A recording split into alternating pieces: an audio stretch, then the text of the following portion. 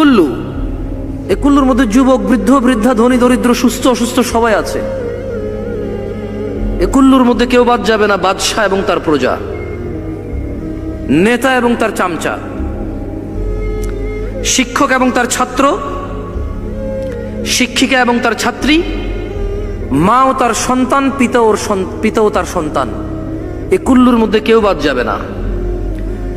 বাদ যায়নি আদম আলাইহিস সালাম থেকে এখন পর্যন্ত কেউ বাদ যাবে না। যেদিন নক্ষত্র খসে পড়বে, আসমান ফেটে যাবে, সমুদ্রের পানি উদ্দোলিত হবে, পাহাড় বিক্ষিপ্ত পতঙ্গের মতো, কীট পতঙ্গের মতো পাহাড়গুলো মরিচিকার মতো উড়বে, যেদিন রেশম কাপড়ের মতো, রেশম সুতার মতো, সেদিনও কেউ বাদ যাবে না।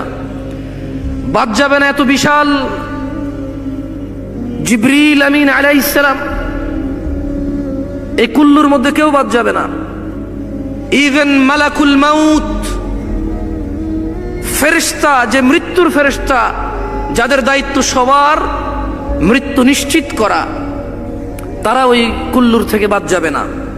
তিনি সুবহানাহু ওয়া তাআলা বলছেন, কুল্লু নাফসিন যায়িকাতুল মাউত, জীবন মাত্রই মৃত্যুর স্বাদ গ্রহণ করতে হবে।